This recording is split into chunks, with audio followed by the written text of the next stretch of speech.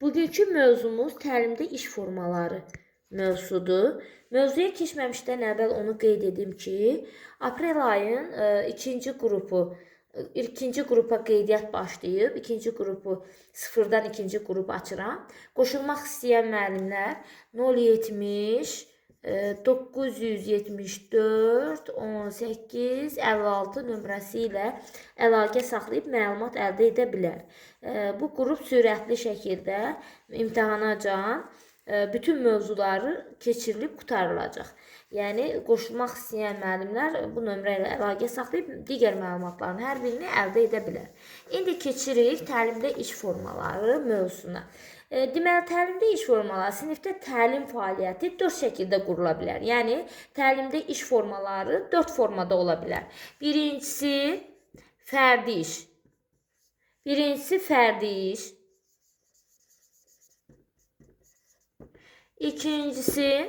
İkincisi cütlərlə iş.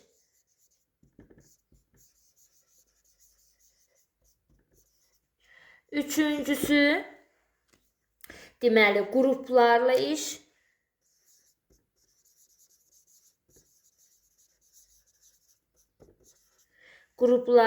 Dördüncüsü isə bütün siniflə iş. Buna kollektiv iş də deyilir.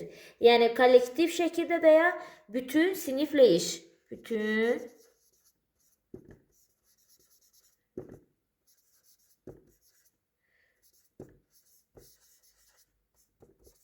Bütün siniflə iş. Kollektiv iş də qeyd oluna bilər və yaxud da bütün siniflə iş də demək olar.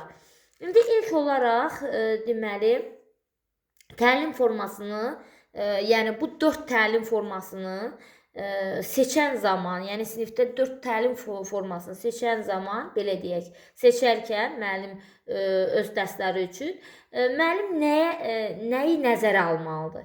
Yəni bu 4 təlim formasını seçən zaman nələrə diqqət yetirməlidir, nələri nəzərə almalıdır? Onu qeyd edim ki, ilk olaraq dərsdə reallaşdırılacaq alt standartı nəzərə almalıdır. Birinci olaraq nəyi qeyd edək? Buradan xətt çəkək. Birinci olaraq dərsdə reallaşdıracağı alt standartı.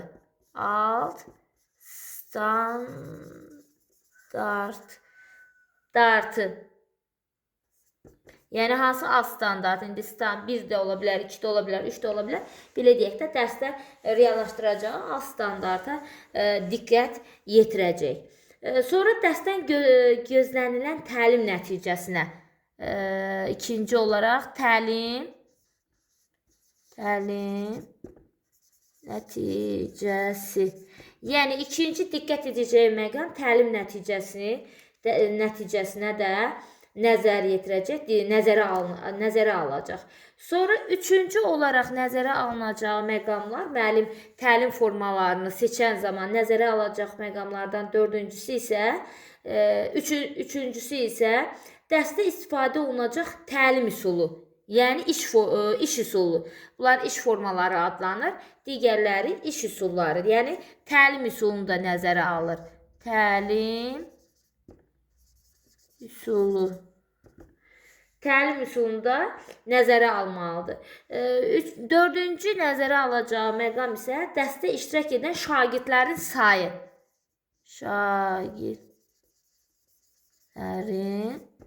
sayı. Baxın, deməli, hansı iş formasının seçməsi zamanı müəllim bu hissələrə diqqət yetirməlidir. Bunları nəzərə almalıdır. Yəni, alt standartı nəzərə almalıdır, təlim nəticəsini, təlimin üsulunu, yəni hansı iş üsulundan istifadə edir, şagirdlərin sayını nəzərə almalıdır. Yəni, istənilən təlim formasını həyata keçirərkən şagirdlərə həmin təlim formasının təşkili ilə bağlı məlumatı verməli. İş zamanı əməl olunacaq qayda və prosedurları bildirilməlidir.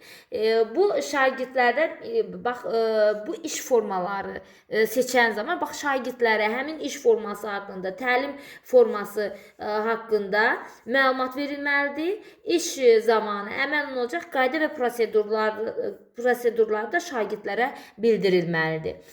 Biz bir də ümumiləşdirək, bir də təkrar baxaq. Deməli, təlimdə iş formaları oldu. Fərdi iş, cütlərlə iş, qruplarla iş, bütün siniflə iş nəzərə alınacaq. Müəllimin iş forması seçər zaman, təlim formasını seçər zaman deməli nələri nəzərə alacaq? A standartı, təlimin nəticəsi, təlimin üsulunu, şagirdlərin sayı, yəni iş formaları seçən zaman bunları da nəzərə almalıdır. Bir də həmin iş forması haqqında şagirdlərə məlumat verilməlidir.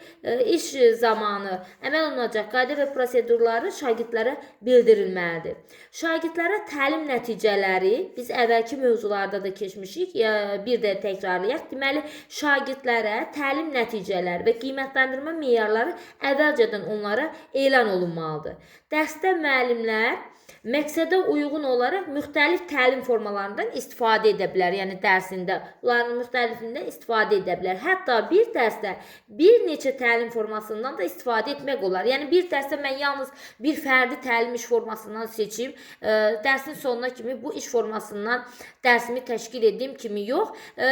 Fərdidən də seçə bilərsiniz, kollektiv işdən də seçə bilərsiniz. Yenə bunları nəzərə alaraq digər iş formalarında bir dərsdə, yəni bir neçə iş formasından da istifadə edə bilərsiniz. İndi gəlin bir bu 4 iş formasından birincisindən başlayaq görək. Hər iş formasının xüsusiyyətləri nədir, faydaları nədir, çatışmazlıqları necədir? Gəlin birinci baxaq fərdi iş. Fərdi iş, bu iş formasında şagirdlər bütün tapşırıqları fərdi olaraq yerinə yetirir. Yəni şagirdlər tək-tək fərdi olaraq öz tapşırıqlarını yerinə yetirirlər. Bu iş forması şagirdlərin tək başına gördüyü fəaliyyəti nəzərdə tutulur. Yəni burada şagirdlər tək başına fəaliyyət göstərirlər, tək başına iş görürlər. Yəni bu nəzərdə tutulur. Bu iş forması əsasən fərd daxili intellektə, baxın, fərd daxili intellektə bir də introvert şəxsiyyət növünə sahib şagirdlər üçün daha uyğundur fərdi iş. Bir də introvert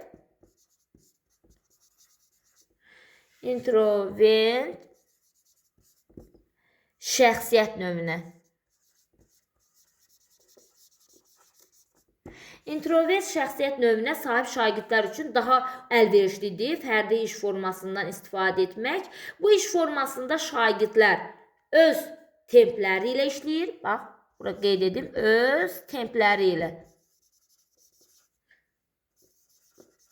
Şagirdlər öz templəri ilə işləyir, bildiklərindən daha çox əmin olurlar. Yəni, bildiklərindən daha çox əmin olurlar. Öz öyrənmələri haqqında təsəvvürə də malik olurlar. Deməli, fərdi işin faydaları var. Hər bir iş formasının həm faydaları, həm çatışmazlıqları var. Gəlin, fərdi işin də faydalarını qeyd edək. Fərdi iş formasının deməli faydaları.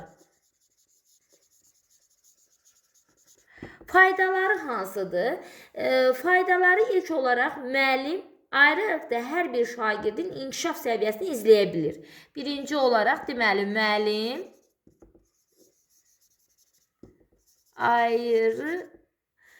ayrı-ayrılıqda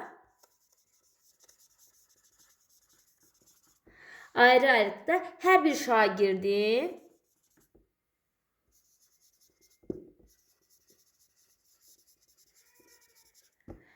şagirdin inkişaf səviyyəsini izləyə bilir.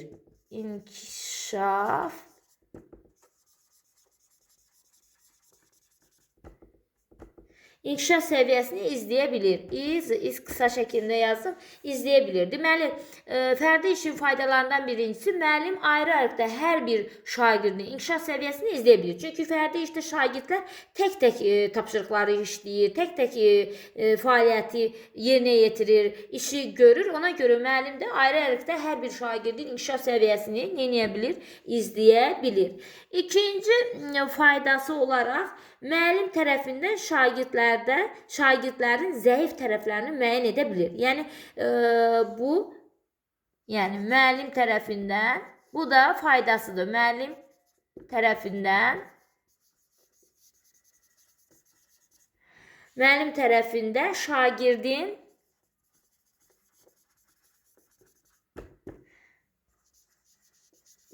şagirdin zəif tərəflərini müəyyən edə bilir.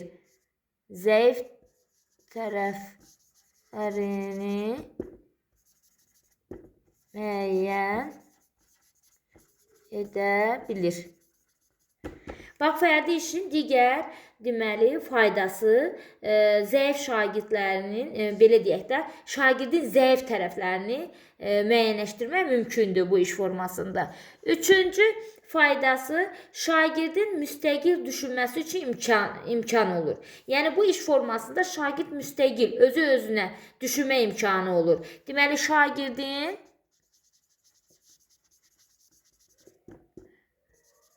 müstəqil düşünmə imkanı olur. Şagirdin müstəqil düşünmə imkanı olur. Dördüncü faydası odur ki, şagirdlərdə özünə inam formalaşır. Şagirdlərdə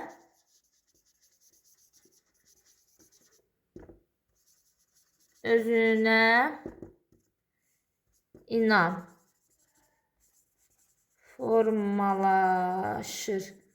Şagirdlərdə özünə inam formalaşır. Sonra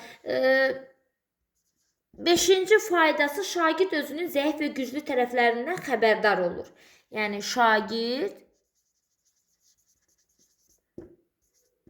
özünün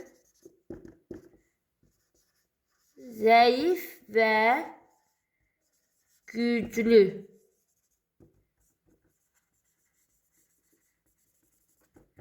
şagird özünün zəif və güclü tərəflərindən xəbərdar olur. Bax, bu da belə deyək, fərdi işin faydalarından biridir. Altıncı faydasını da qeyd edək. Altıncı fayda fərddaxili intellekt tipli, bir də introvert şəxsiyyət tipinə uyğun şagirdlər üçün əvəzolunmaz iş formasıdır. Bayaq biz bu iş forması xüsusiyyətini danışan zaman da qeyd etdik.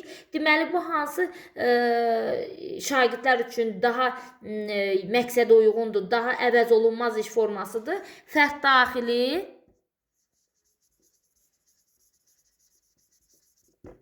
Fərddaxili deməli, intellekt tipinə malik tipli və bir də introvert şəxsiyyət tipi. İntrovert şəxsiyyət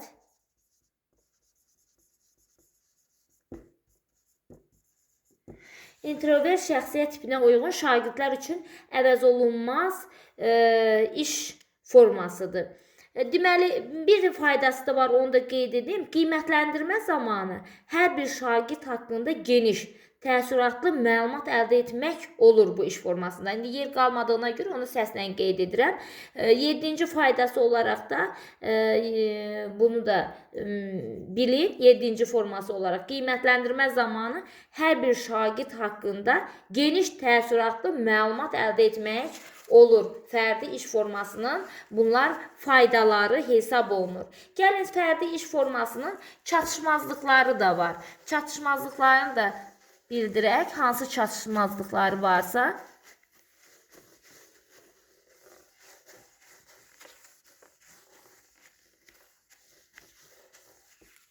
Fərdi iş formasının çatışmazlıqları.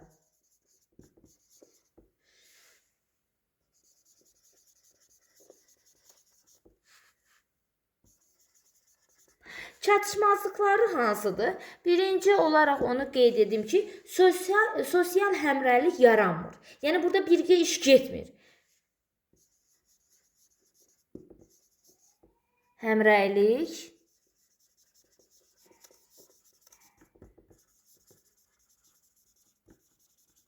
sosial həmrəylik yaranmır bu iş formasından istifadə etdiyimiz zaman. İkinci olaraq çatışmazlıq odur ki, əməkdaşlıq və qarşılıqlı ünsiyyət bacarıqları inkişaf etmir uşaqlarda. Deməli, şagirdlərdə əməkdaşlıq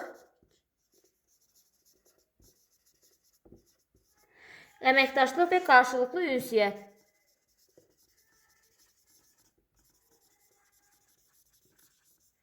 əməkdaşlıq və qarşılıqlı ünsiyyət bacarıqları inkişaf etmir. Ünsiyyət bacarıqları inkişaf etmir. İndi qalan yazmadım. İnkişaf etmir.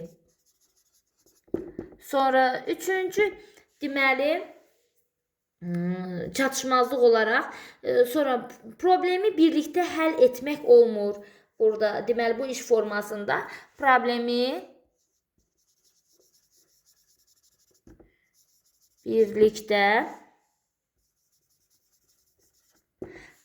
birlikdə həll etmək olmur.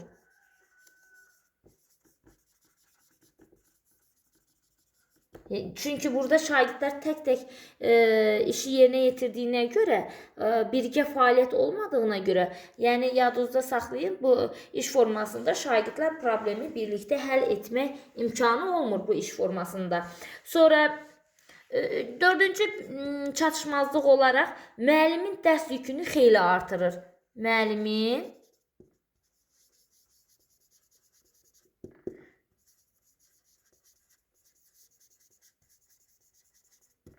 Müəllimin dərs yükünü xeyli artırır.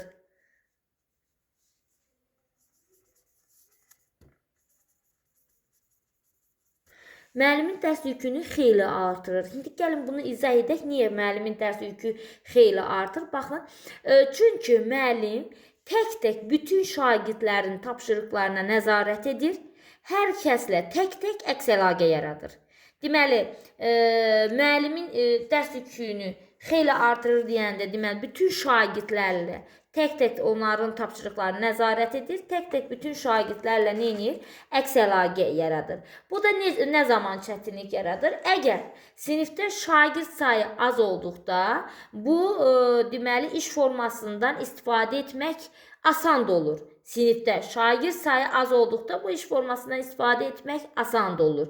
Amma şagird sayı çox olduqda vaxt baxımından hər kəslə tək-tək əks əlaqə qurmaq çətinlik yaranır. Deməli, belə deyək də, şagird sayı az olduqda bu iş formasından istifadə etmək məqsədə uyğundur. Amma şagird sayı çox olduqda sinifdə bu iş formasından istifadə etməklə vaxt çatdırmaq mümkün deyil. Tək-tək hər kəslə əks əlaqə qurmaq çətinlik yaradır. Müəllimin yükü artır, müəllim çatdıra bilmir. Bax, buna görə yadınızda saxlayın ki, deməli, fərdi iş forması sinifdə şagird sayı çox olduqda məqsədə uyğun deyil. Daha çox sinifdə şagird sayı az olduqda daha asan tətbiq etmək mümkündür.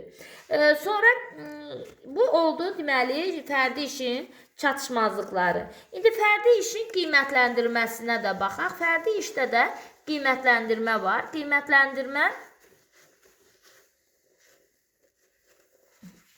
Fərdi işdə qiymətləndirmə.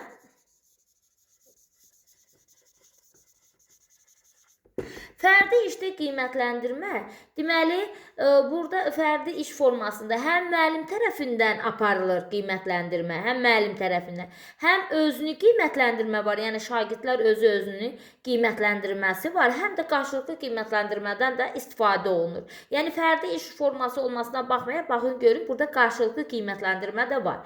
Deməli, müəllim tərəfindən də aparılır, özünü qiymətləndirmə də var, qarşılıqlı qiymətləndirmədən də istifadə edilir.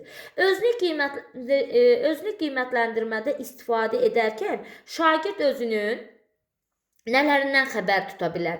Deməli, şagird özünün zəif və güclü tərəflərini müəyyən edə bilir, nələrə diqqət yetirməli olduğunu öyrənir, inkişaf səviyyəsini izləyə bilir. Deməli, özünü qiymətləndirmə şagirdə nəyə imkan verir?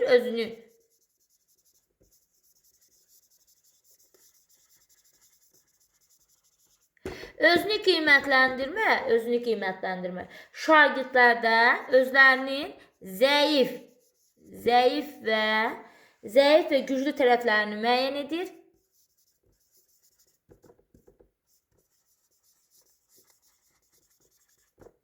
Zəif və güclü tərəflərini müəyyən edir. Müəyyən yazın. Müəyyən edir. Sonra nələrə diqqət yetirməli olduğunu öyrənirlər. Bu qiymətləndirmə vasitəsilə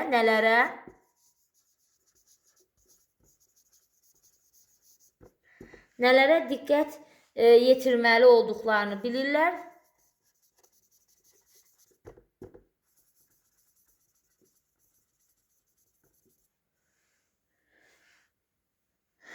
öyrənirlər.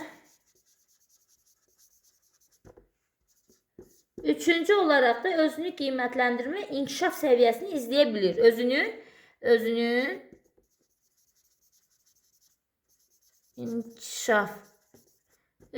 inkişaf səviyyəsini izləyə bilir.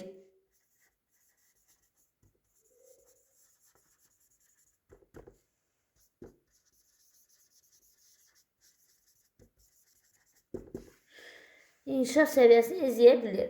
Deməli, özünü qiymətləndirmədə şagirdlər bu hissələrdən xəbərdar olur. Zəif və güclü tərəflərini müəyyən edə bilir, nələrə diqqət yetirməli olduqlarını öyrənirlər, özünün inkişaf səviyyəsini neyə bilirlər, izləyə bilirlər. Bu oldu fərdi iş forması. İndi keçək ikinci iş forması olan cütlərlə iş formasına.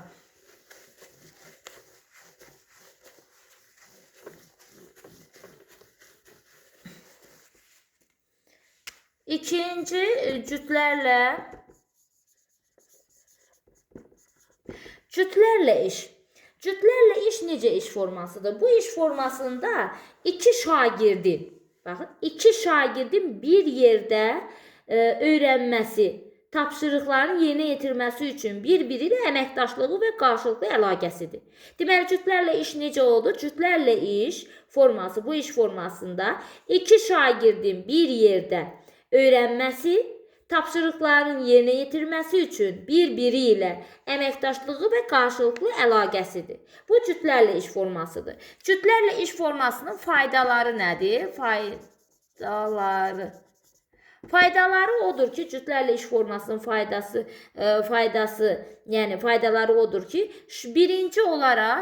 birinci olaraq qeyd edək, şagirdlərin birlikdə, yəni iki şagirdin birlikdə bir-birindən öyrənmə imkanı olur.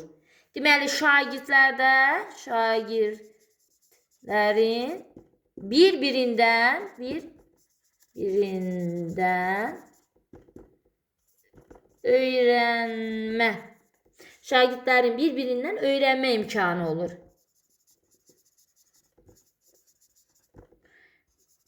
İkinci faydası qarşılıqlı əlaqə qurmağa, qarşılıqlı fikir mübadiləsi aparmağa şərait yaradır. Deməli, qarşılıqlı əlaqə qurulur. Bir də qarşılıqlı fikir mübadiləsi olur. Deməli, cütlərlə işdə qarşılıqlı əlaqə qurulur, bir də qarşılıqlı fikir mübadiləsi aparmağa şərait olur.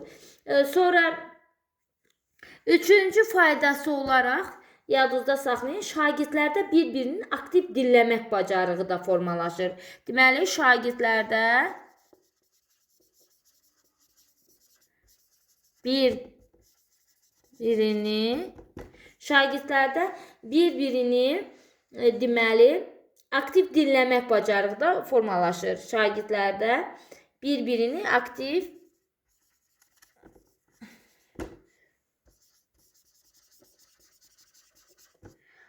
dinləmək bacarığı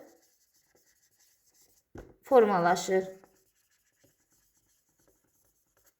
Şagirdlərdə bir-birini aktiv dinləmək bacarığı formalaşır. Bu da cütlərlə işin faydalarından üçüncüsüdür. Cütlərlə işin faydalarından dördüncüsü olaraq yadınızda saxlayın ki, bu iş formasında çətinlik çəkən şagirdlərin daha güclü şagirdlərdən öyrənməsinə şərait yaradır. Yəni, bir-birindən öyrənmə imkanına aiddir. Yəni, cütlər elə ayrılır ki, elə bir şagird biraz güclü, bir şagird biraz zəif. Bu şəkildə. Yəni, burada nə baş verir? Yəni, çətinlik çəkən şagirdlərin daha güclü şagirdlərdən öyrənməsinə şərait yaradır. Deməli, çətinlik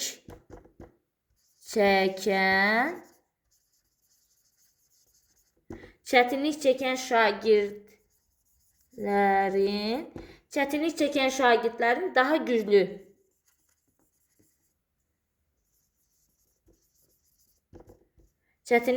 şagirdlərin daha güclü şagirdlərdən öyrənməsinə şərait yaradır.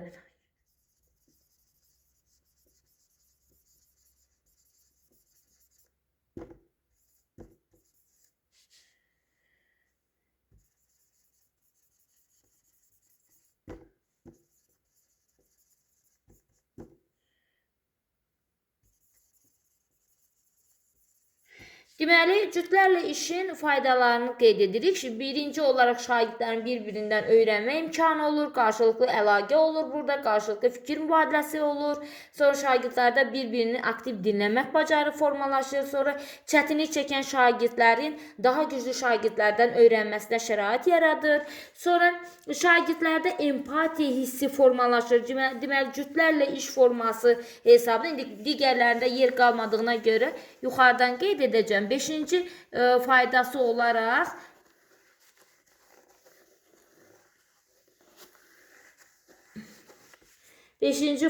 olaraq yadınızda saxlayın. Deməli,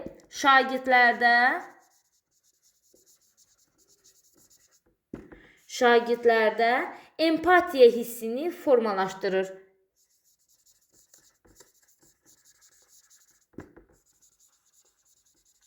Şagirdlərdə empatiya hissini formalaşdırır. Deməli, cütlərlə iş formasının digər bir faydası nə oldu? Şagirdlərdə empatiya hissini formalaşdırmaq. Yəni, empatiya özünü qarşındakının yerinə qoymaqdır. Onun keçirdiyi hisslərin özünün keçirməsidir. Elə bir qarşındakı adamı başa düşməkdir. Deməli, şagirdlərdə empatiya hissini formalaşdırır həm cütlərlə iş forması. Bu da onun faydasıdır. Altıncı faydası olaraq da yadınızda saxlayın ki, şəxslərarası intellektə və ekstrovert şəxsiyyət növünə sahib şagirdlər üçün əlverişlidir. Bayaq biz deməli fərdi işdə fərd-daxili intellekt, bir də introvert şəxsiyyət tipinə malik uşaqlara uyğun olduğunu qeyd etmişdik. Onlar yəni təkliyi xoşlayan, öz sözlərinə tək şəkildə ünsiyyət qurmurlar, təkliyi xoşlayırlar. Ona görə onlar o şəxsiyyət tipinə sahib şagirdlərə belə deyim, daha uyğundur. Amma cütlərlə iş şəxslər arası, bunlar ünsiyyətçilik, əməkdaşlığı qurmağı bacarırlar, digər insanlarla əlaqə qururlar. Ona görə cütlərlə iş forması necə intellektə, necə şəxsiyyət tipinə malik şagirdlər üçün daha uyğundur. Şəxslər arası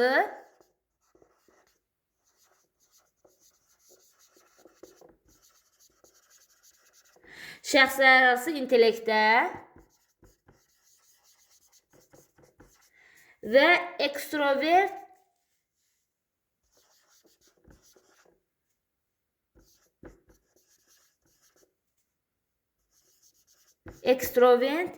şəxsiyyət növünə.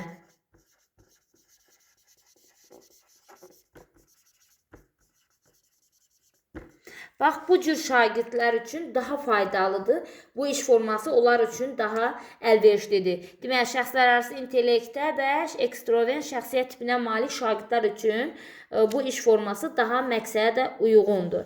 Bu cütlərlə iş formasının nələri idi? Faydaları idi. Cütlərlə iş formasının çatışmazlıqlarını da qeyd edək. Hər bir iş formasının faydası olduğu kimi çatışmazlığı da var. Cütlərlə iş formasının gəlin baxaq çatışmazlıqları nədir?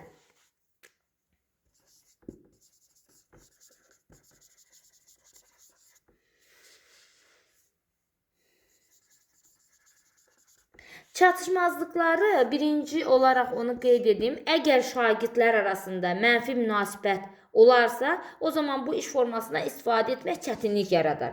Deməli, şagirdlər arasında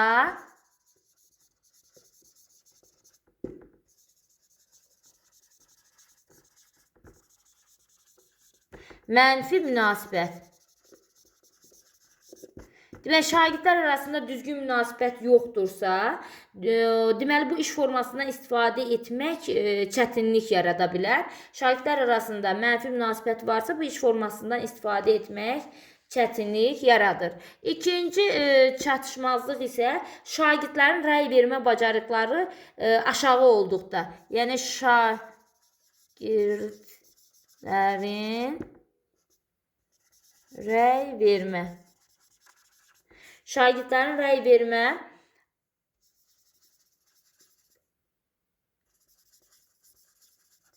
vermə bacarıqları yüksək olmadığı halda, yəni aşağı olduqda bu iş forması uğursuz olur. Deməli, şagirdlərin rəy vermə bacarığı yüksək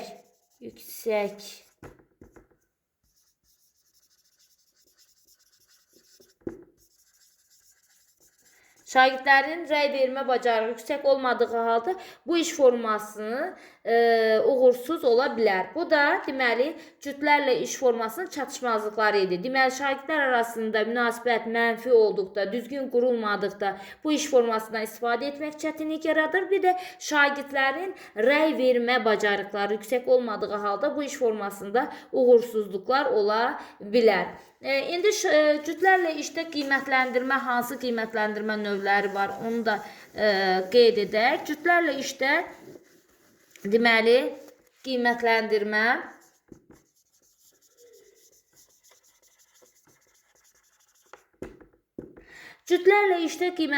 həm müəllim tərəfindən, həm də qarşılıqlı qiymətləndirmədən istifadə etmək olar. Deməli, birinci müəllim tərəfindən,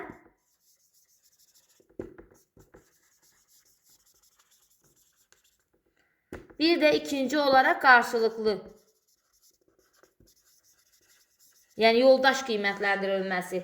Qarşılıqlı qiymətləndirmədən, qarşılıqlı qiymətləndirmə. Yoldaş qiymətləndirməsi. Qarşılıqlı qiymətləndirmədən istifadə etmək olar. Qarşılıqlı qiymətləndirmə zamanı şagirdlərin bir-birinə konstruktiv rəy bildirməklə həm güclü, həm də zəif tərəflərini üzə çıxartmaq olar. Deməli, və onların irəliləyişlərini izləyə bilər. Bayaq biz qeyd etdik ki, cütlərlə iş formasının çatışmazlıqlarından biri şagirdlərdə rəy vermə bacarığı. Deməli, burada yoldaş qiymətləndirməsi, qarşılıqlı qiymətləndirmə olduğuna görə şagirdlər bir-birinin rəy verəcəklər. Yəni şagirdlərdə rəy vermə bacarığı aşağı olduqda, onda bu iş formasında istifadə etmək çətinlik yaradacaq, uğursuzluq ola bilər. Ona görə deməli bu onun çatışmazlıqlarından biridir. Deməli qiymətləndirmə müəllim tərəfindən bir də qarşılıqlı qiymətləndirmədən istifadə etmək olar. İndi keçək üçüncü iş forması, qruplarla iş.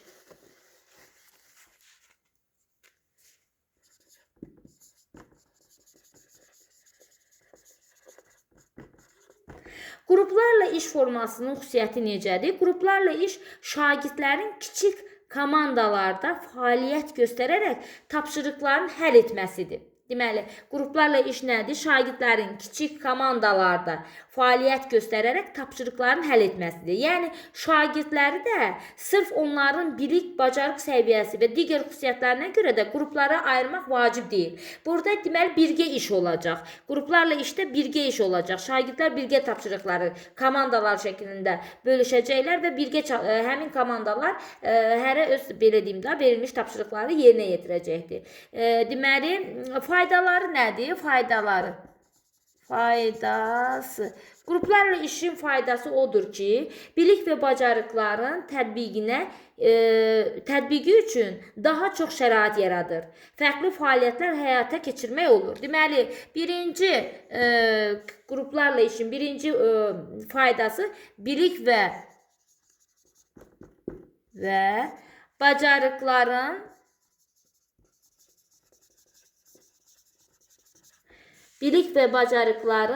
tətbiqi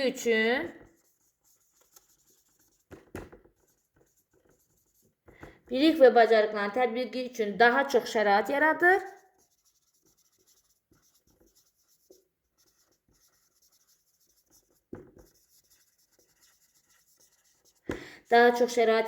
Fərqli fəaliyyətlər həyata keçirmək olur.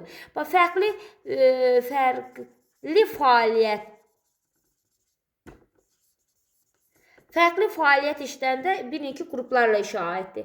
Fərqli fəaliyyətləri həyata keçirmək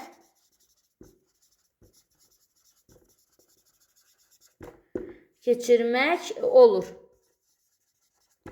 İkinci deməli faydası şagird yaradıcılığı yüksək olur.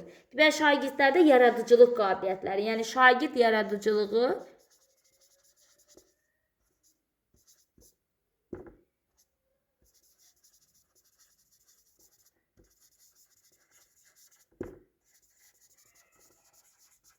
yüksək olur. Şagird yaradıcılığı yüksək olur. Problem və tapşırığı həlli üçün hamı, yəni hamı çalışır. Deməli, şagird yaradıcılığı yüksək olur, problem və tapşırığın həlli üçün birgə iş gedir burada. Hamı çalışır. Üçüncü faydası isə yaxın inkişaf zonası güclənir və hər kəs dərsə cəlb olunur. Yaxın inkişaf zonası güclənir. Yaxın inkişaf zonası güclənir və hər kəs dərsə cəlb olunur. Hər kəs dərsə cəlb olunur. Hər kəs dərsə cəlb olunur. Sonra bir faydasını da qeyd edək. Deməli, burada birgə iş, belə deyək, qrup şəklində iş getdiyinə görə şagirdlərdə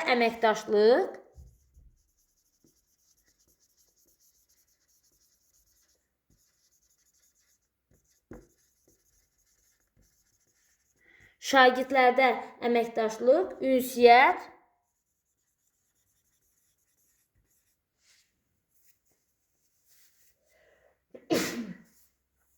şagirdlərdə əməkdaşlıq, ünsiyyət, deməli, və təcrübələrini bölüşmək kimi bacarıqlar formalaşır. Deməli, şagirdlərdə həm əməkdaşlıq bacarıqları formalaşır, həm ünsiyyət bacarıqları formalaşır, bir də təcrübələri bölüşmək kimi öz təcrübələrini bir-biri ilə bölüşürlər.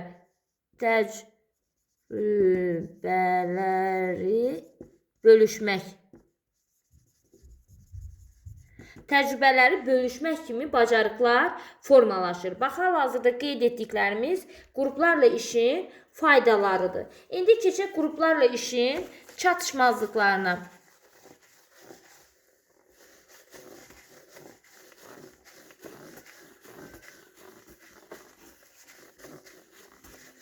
Qruplarla işin çatışmazlıqları.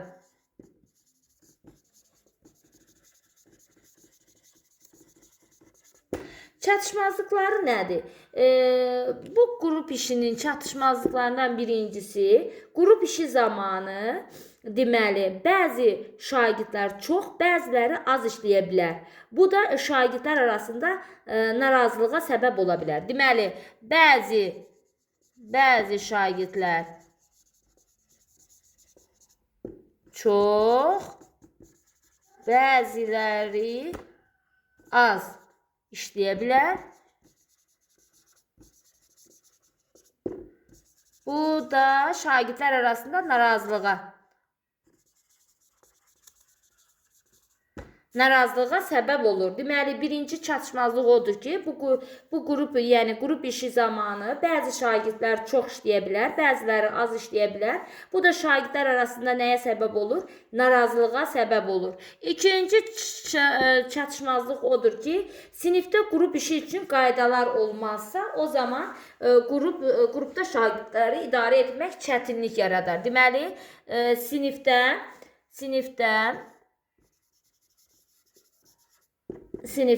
qrup işi üçün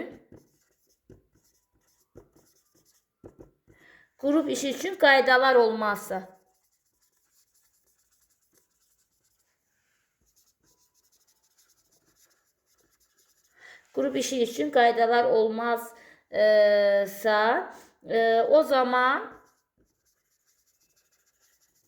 o zaman qrupda şagirdləri idarə etmək çətinləşər. O zaman da şagirdləri idarə etmək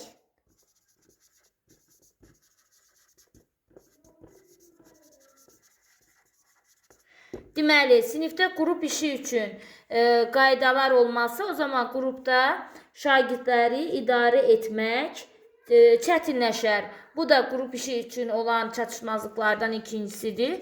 Üçüncü çatışmazlıq olaraq da düzgün qiymətləndirmə meyarı olmadığı halda qruplar arasında yüksək qiymət almaq üçün lazımsız rəqabət və narazılıq yaranır. Deməli, düzgün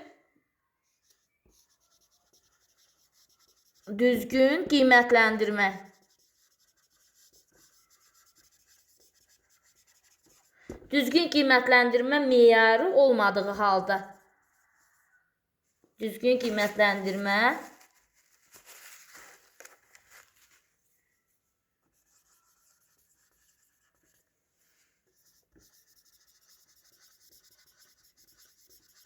deməli, düzgün qiymətləndirmə meyarı olmadıqda qruplar arasında yüksək qiymət almaq üçün lazımsız rəqabət və narazılıq yaranacaq. Deməli, bu da çatışmazlıqdır. Düzgün qiymətləndirmə meyarı olmadığı halda qruplar arasında yüksək qiymət almaq üçün lazımsız rəqabət və narazılıq yaranacaq. Dördüncü deməli çatışmazlıq da qrup işi zamanı ortaya çıxan səs-küydür. Qrup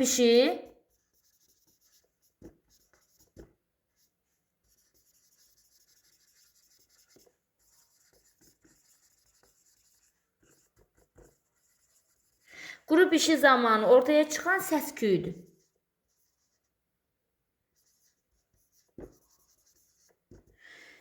Səs-küydür. İndi bu səs-küy necədir? Gəlin buna bir nəzər yetirək. Burada səs-küy iki cür ola bilər. Bir var işgüzar səs-küyü, bir var qeyri-işgüzar səs-küyü. Bunları bir-birinə fərqləndirmək lazımdır. İşgüzar səs-küyün olması normaldır. Amma qeyri-işgüzar səs-küyün olması yanlışdır. Yəni yol verilməzdir. İşgüzar, yəni qrup işi zamanı müəyyən səs-küy olacaq. Bu təbii halda. Amma işgüzar səs-küy olmalıdır. Necə? Yəni qrupdakı işlə bağlı olaraq, tapşırıqla bağlı olaraq, fəaliyyətlə bağlı olaraq belə deyim, səs-küy ola bilər. Artıq qrupdakı şagirdlərin qeyri-işgüzar səs-küyü, yəni öz-özlərinə dərsdən kənar söhbət etməsi, digər işlərlə məşğul olması bunlara yol verilməzdir. Yəni işgüzar səs-küy ola bilər. Qeyri-işgüzar səs-küyə yol vermək olmaz. Yaxşı, bəs buna görə də qrupla işlər zamanı müəllimin monitoringi mütləqdir. Bax, müəllimin monitoringi qrup işi zamanı mütləqdir. Yəni qrup işi daha rahat idarə etmək üçün qrup işi qaydaları hazırlanmalıdır. Qrup işi qaydalar da bu qaydalar da necə hazırlanmalıdır? Yəni qaydalar da yaxşı olar ki, şagirdlərin özlərinin iştirakı ilə, yəni birlikdə, şagirdlərlə birlikdə hazırlansın. Belə olduqda şagirdlər hazırlanan qaydaları pozmayacaq, daha çox əməl edəcək. Çünki özləri də o qaydaları hazırlayıb, özləri də məsuliyyət daşıyacaq. Ona görə qaydaları daha çox pozmayacaq. Qrup işi qaydalarına misal olaraq nəyi qeyd edə bilərəm? Məsəl üçün, danışıq növbəsini gözləyin qaydası ola bilər. Bir-birinizi sonacan dinləyin qaydası ola bilər. Bir-birinizə yardım edin qaydası ola bilər. Deməli, müəllim də burada müəllimin monitoringi mütləqdir qrup işi zamanı. Bax, müəllim qrup işində daha aktiv şagirdlərin bir qədər pasiv şagirdlər üzərində dominantlığını qarşısını almalıdır. Deməli, şagirdlər məsəl üçün qrupda elə ola bilər ki, bir çox şagirdlər məsəl üçün dominantlıq, yəni rolu daha çox o oynaya bilər. Yəni dominantlığı oynaya bilər, təmin edə bilər. Müəllim bu zaman nə etməlidir? Müəllimin monitoringi mütləq olmalıdır, izləməlidir, müşahidə etməlidir ki, müəllim qrup işində daha aktiv şagirdlərin bir qədər pasiv şagirdlər üzərində dominantlığının qarşısını almasını bacarsın, qarşısını alsın. Bunun üçün də, bax, bu cür anlaşılmazlığın yaranmaması üçün də müəllim nə etməlidir? Müəllim əvvəlcədən iş bölgüsünü aparmalı və şagirdlərin qrup daxili rollarını müəyyənləşdirməsi lazımdır. Deməli, müəllim əvvəlcədən qrup daxilində hər bir şagirdin iş bölgüsünü müəyyənləşdirməlidir. Hər bir şagirdin qrupdakı rolunu müəyyənləşdirməlidir ki, o bəzi şagirdlər dominant, yəni belə deyək də, daha çox özünü belə qabağa, dominant formasında aparmasın, bəziləri də pasiv şəkildə qalmasın. Ona görə iş bölgüsü olanda hər şagird qrup daxilində öz rolunu, öz işini biləndə hərə öz işini yerinə yetirəcək, belə deyək də. Bax, qruplarla işdə bu cürdə hallar baş verə bilər. Sonra qruplarla işin qiymətləndirilməsi, ondan danışmaq istəyirəm. Qruplarla işin qiymətləndirilməsi zamanı, deməli, burada iki cür yanaşma ola bilər qruplarla işin qiymətləndirilməsi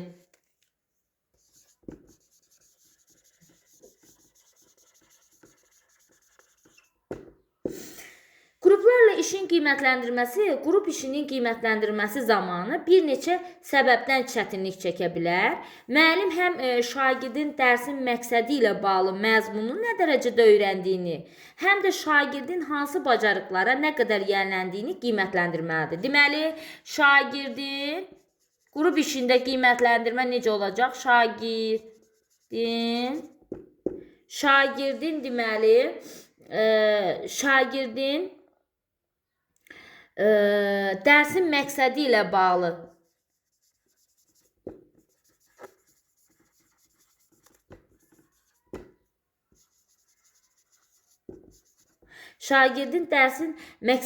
bağlı məzmunu nə dərəcədə öyrəndiyini də qiymətləndirməlidir. Deməli, şagirdin dərsin məqsədi ilə bağlı məzmunu nə dərəcədə öyrəndiyini də qiymətləndirməlidir. Nə dərəcədə, yəni belə deyək də, dərsin məqsədinə nail olması, məqsədi də, dərsin məzmununu da, məqsədini də nə dərəcədə öyrəndiyi də qiymətləndirməlidir. Həm də şagirdin hansı bacarıqları, digər də şagirdin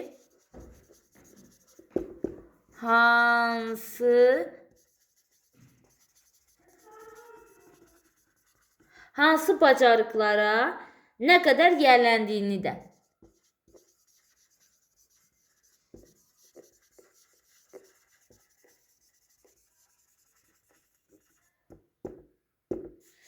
Həm deməli, qrup işində məqsəd qiymətləndirilir. Həm də qrup işində qrup daxilində aparılan bacarıqlar, fəaliyyətlər, məsəl üçün, dərsin məqsədi də qiymətləndiriləcək. Eyni zamanda, məsəl üçün, qrup daxilində aparılan, məsəl üçün, əməkdaşlığıdır, yəni nə dərəcədə bu bacarıqlara da yiyələndiyi də qiymətləndirilir. Əməkdaşlığı, ünsiyyəti, birgə iş, təqdim etmə bacarığı, deməli, bunlar da qiymətləndirilir.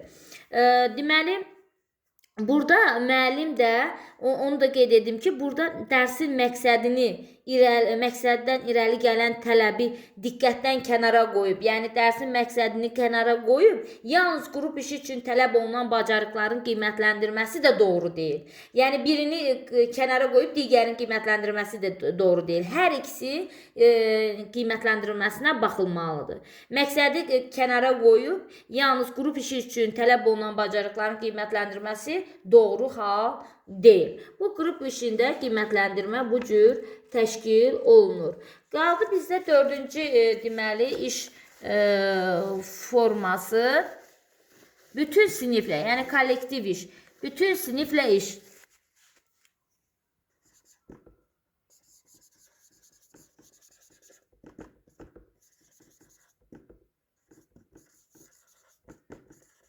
Bütün siniflə iş eyni bir fəaliyyət bütün sinifi əhatə edir. Eyni bir fəaliyyət bütün sinifi əhatə edir. Yəni, şagirdlərin hər biri bu fəaliyyətin bir hissəsi olur. Bu iş forması zamanı bütün sinif eyni problemin həllinə cəlb olunur. Deməli, bütün sinif eyni problemin həllinə cəlb olunursa, bu bütün siniflə iş, kollektiv işdir. Bu iş forması az müddətli olsa belə, demək olar ki, hər dərsdə istifadə olunur. Yəni, bu iş formasından tez-tez istifadə oluna bilər. Bu iş forması dərsin əvvəlində də istifadə oluna bilər daha çox. Dərsin sonunda da daha çox tətbiq oluna bilər. Yəni, bütün siniflə iş şagirdlərə dərsin sonunda təcrübələrini müqayisə etməyə, öyrəndiklərini ümumiləşdirməyə, yəni müəllim ümumiləşdirmək məqsədi ilə də öyrəndiklərini. Bu iş formasında dərsin əvvəlində, sonunda da, ümumiləşdirən zaman sonunda daha çox istifadə olunur. Deməli, bu iş formasında həm dərsin əvvəlində, həm də sonunda da tez-tez istifadə etmək olur, tətbiq etmək olur. Deməli, bütün siniflə işin faydası hansıdır? Bütün siniflə işin faydası kollektivdə müzakirə mədəniyyəti şagirdlərdə formalaşır. Deməli,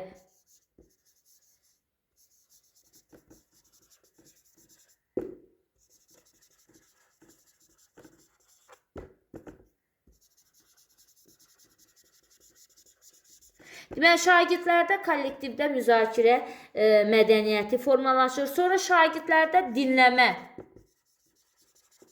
dinləmə bacarığı formalaşır. Sonra şagirdlərdə qarşılıqlı hörmət etmə formalaşır. Qarşılıqlı hörmət etmək bacarığı formalaşır. Deməli, kollektiv işin, yəni bütün siniflə işin faydası kollektivdə müzakirə etmək mədəniyyəti şagirdlərdə formalaşır, şagirdlərdə dinləmə bacarığı formalaşır, sonra şagirdlərdə qarşılıqlı hörmət etmək bacarığı formalaşır. İkinci faydası isə daha çox ideya, fikir və təkliflərin bölüşməsinə şərait yaradır.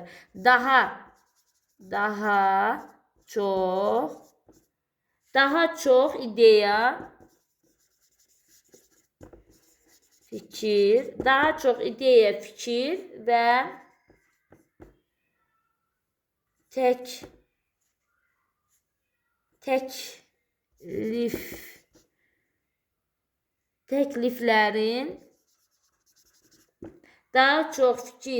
və təkliflərin bölüşməsinə şərait yaradır.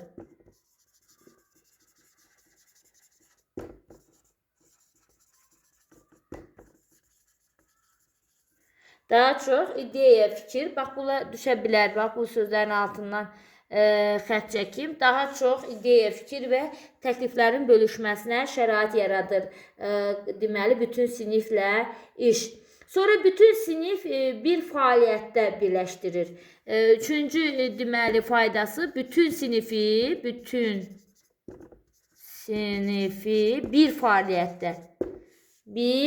fəaliyyətdə birləşdirir.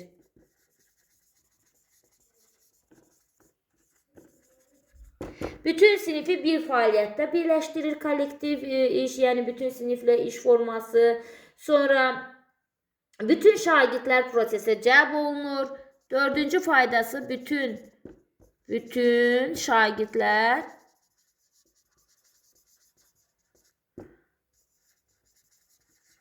prosesə cəlb olunur. Bütün şagirdlər prosesə cəlb olunur. Bir də 5-ci faydası da müəllimin də şagirdlərə qoşulmaq imkanı olur. Deməli,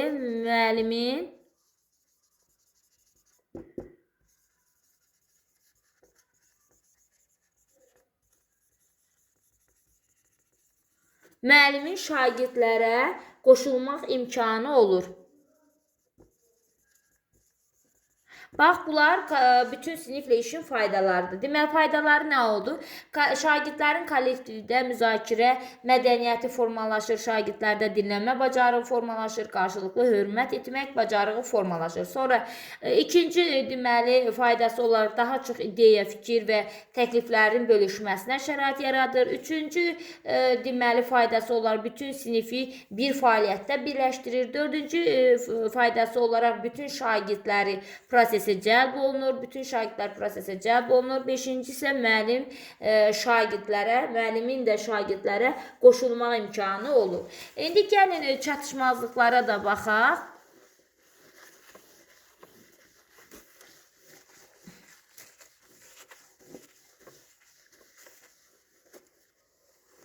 Kollektiv deməli bütün siniflə işin çatışmazlıqları.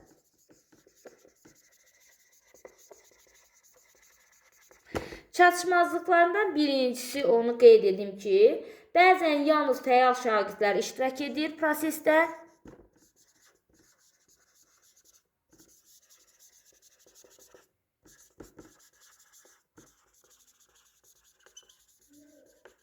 Bəzən yalnız fəal şagirdlər iştirak edir. Bax, bu bir çatışmazlıqdır. İkinci çatışmazlıq olaraq utancaq və pasiv şagirdlər diqqətdən kənarda qala bilir.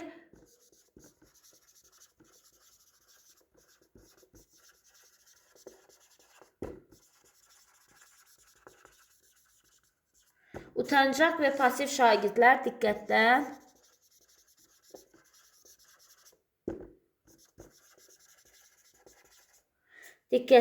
kənarda da qala bilir. Sonra üçüncü çatışmazlıq olaraq da yəni sinifin idarə edilməsi zəif olanda xaotik səs-küy yaranır. Sinifin idarə edilməsi zəif olanda xaotik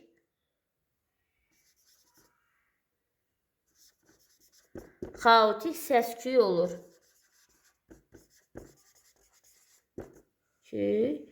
Yaranır.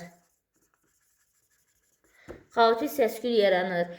Bu da mövzunun daha dərindən öyrənməsində çətinlik yaradır. Bu cür xaotik səs-küylərə yol verilməzdir.